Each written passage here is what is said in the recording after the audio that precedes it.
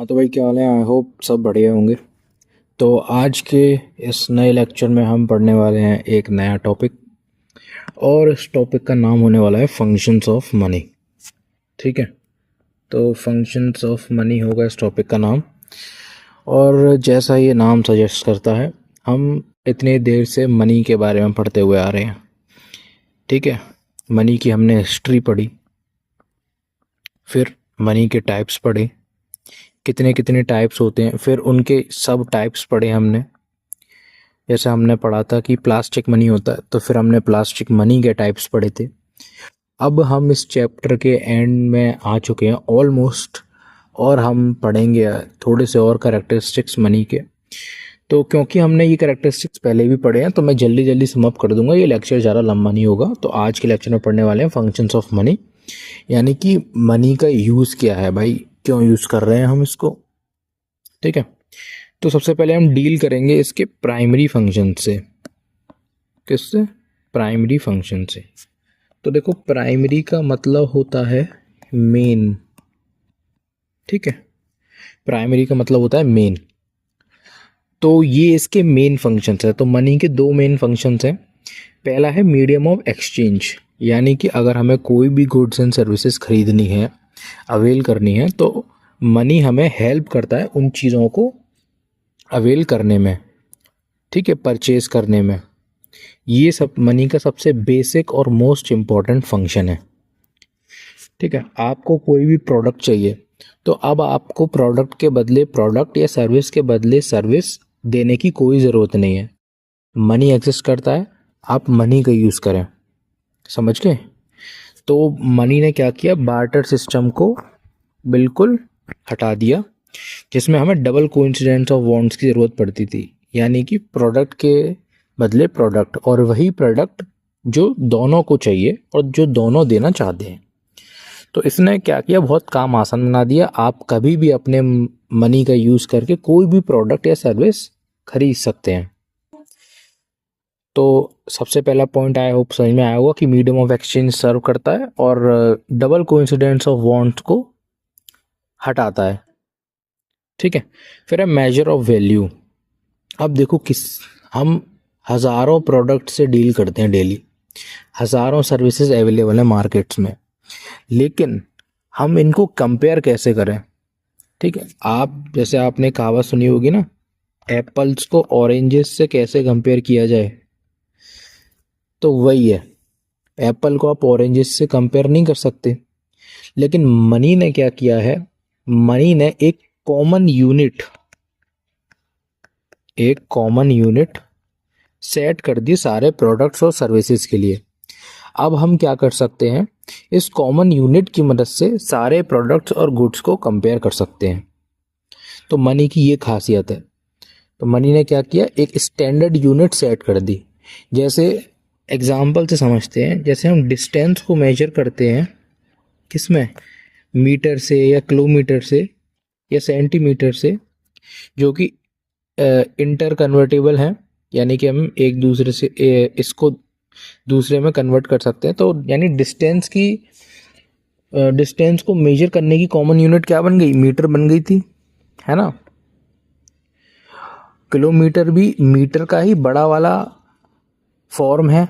ठीक है, 1000 मीटर्स। ऐसी सेंटीमीटर भी मीटर ही है, बस मीटर का छोटा वाला फॉर्म है। तो हमने क्या किया, डिस्टेंस को मेजर करने के लिए कॉमन यूनिट लिया है। ऐसे ही प्रोडक्ट्स और सर्विसेज की वैल्यू को मेजर करने के लिए हम एक कॉमन यूनिट को लेके आए, और उसको हमने नाम दिया मनी या करेंसी। ठीक है, मनी वो चीज़ है जो हम गुड्स एंड सर्विसेज के एक्सचेंज में यूज़ करते हैं, और करेंसी एक पर्टिकुलर टाइप ऑफ मनी है जो किसी पर्टिकुलर रीजन में चलती है। ठीक है, जैसे इंडियन रुपी है, तो रुपी क्या है, सिर्फ इंडिया में चलती है, इंडिया की करेंसी है वो। ऐसे ही अगर हम देखें तो हमारे नेबर्स में जैसे बांग्लादेश में टका चलता है। ठीक है, ऐसे अमेरिका में डॉलर चलता है, ये सब। तो आई होप दो पॉइंट मैंने समझाया आपको, दो पॉइंट समझ में आएंगे कि कैसे हम दूसरे प्रोडक्ट्स की वैल्यू को मेजर कर पाएँ एक कॉमन यूनिट से। तो money as a common unit act करता है, जिसकी मदद से हम different different goods and services की वैल्यू को मेजर कर पाते हैं और कंपेयर कर पाते हैं। ठीक है, मेजर करना तो ठीक है, इंपॉर्टेंट चीज़ है हम कंपेयर कर पाते हैं। चलो, तो ये थे हमारे प्राइमरी फंक्शंस। अब आ जाते हैं हम हमारे सेकेंडरी फंक्शंस पे। चलो, तो सेकेंडरी फंक्शंस वो हो गए जो बाद में आए। ठीक है, तो मनी जैसे जैसे डेवलप हुआ, इसके फंक्शंस भी जो थे वो क्या किए, डेवलप हुए, या हम बोल सकते हैं इंक्रीज हुए। समझे? तो फिर बाद में आए सेकेंडरी फंक्शंस, और ये हमारे प्राइमरी फंक्शन से ही पैदा हुए। तो चलो, स्टैंडर्ड ऑफ डेफर्ड पेमेंट्स। अब ये क्या बात है? तो देखो, स्टैंडर्ड मतलब कोई भी unit, common unit. Deferred payments का मतलब क्या है? देखो, डेफर्ड पेमेंट्स का मतलब है वो पेमेंट्स जो फ्यूचर में करे जाएंगे। समझ गए? मान के चलो आपने किसी से उधार ले लिया, तो अब आप उसका उधार वापस करोगे, तो आप फ्यूचर में ही तो वापस करोगे। तो उस जो ट्रांजैक्शन है जो आप फ्यूचर में करोगे उसको हम डेफर्ड पेमेंट बोलेंगे। समझ गए? और इसके एग्जांपल हो गए, लोन हो गया, कोई कॉन्ट्रैक्ट हो गया। ठीक है, लोन मैंने उधार का एग्जांपल दिया। कॉन्ट्रैक्ट मतलब किसी इंसान को कोई काम मिला है। जैसे कि एक इंसान है ए, उसने बी को कॉन्ट्रैक्ट दिया कि भाई तू मेरा घर बना दे। तो बी क्या करेगा, उसका घर बनाएगा। घर बनाने के बाद ही उसको कंप्लीट पेमेंट दिया जाएगा ए के द्वारा। तो ये क्या हुआ, एक डेफर्ड पेमेंट का एग्जाम्पल हो गया। तो कॉन्ट्रैक्ट्स, लोन वगैरह ये सब हमारे डेफर्ड पेमेंट के एग्जाम्पल है। तो भाई इस पेमेंट को करने के लिए भी तो हमें मनी की ज़रूरत पड़ती है। समझ गए? तो ये है। और मनी हमें ये भी बताता है कि भाई कितना तुम्हें रीपे करना है फ्यूचर में। किसको बताता है? उनको जिन्होंने बोरो किया है, और लैंडर्स को ये बताता है कि आपको कितना मिलेगा फ्यूचर में। ठीक है, तो डेफर्ड पेमेंट कर सकते हैं हम इससे, लोन दे सकते हैं, लॉन्ग टर्म कॉन्ट्रैक्ट्स को पेमेंट को कर सकते हैं। ये फिर है स्टोर ऑफ वैल्यू।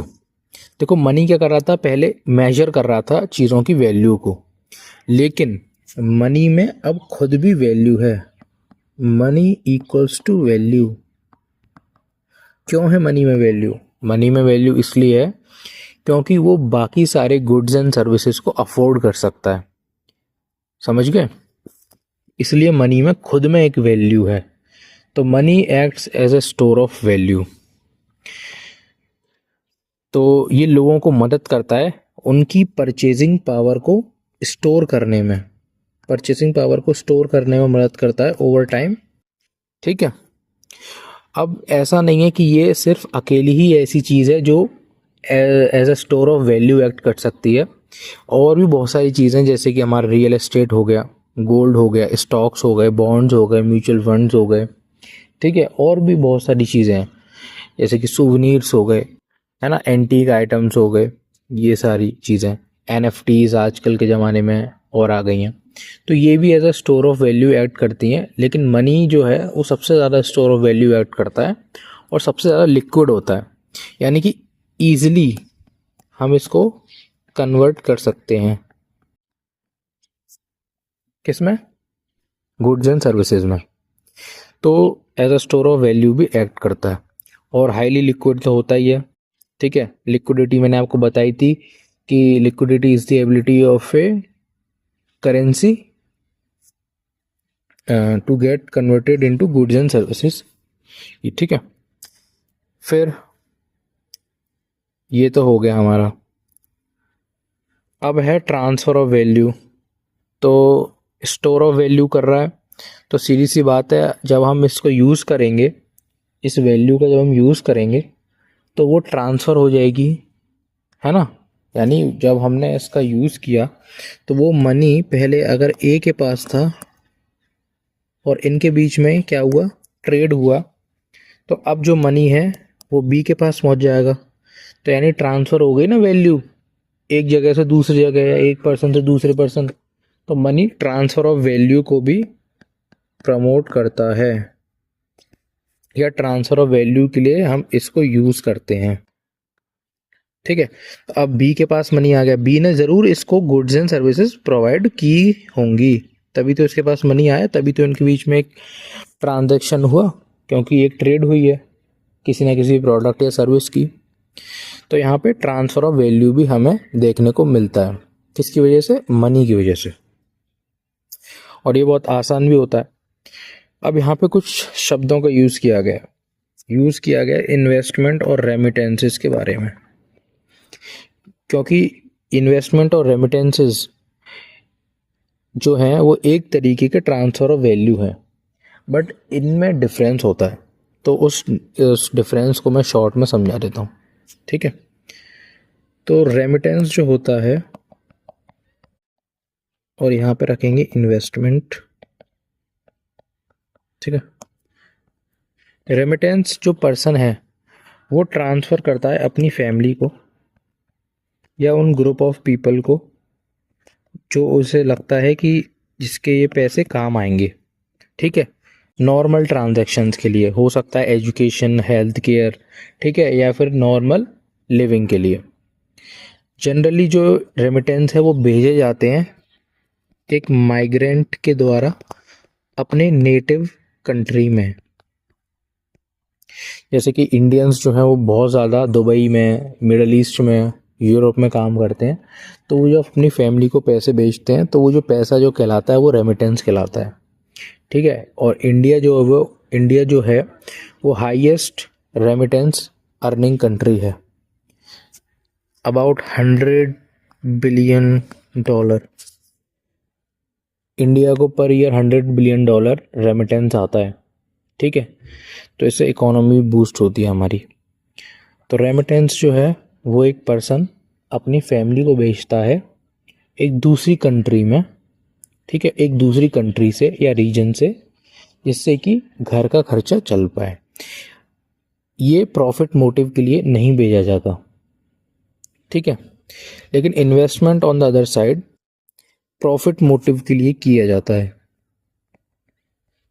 और इन्वेस्टमेंट एक इन्वेस्टर के द्वारा किया जाता है, जनरली एक बिजनेस में किया जाता है या वेंचर में बोल लो।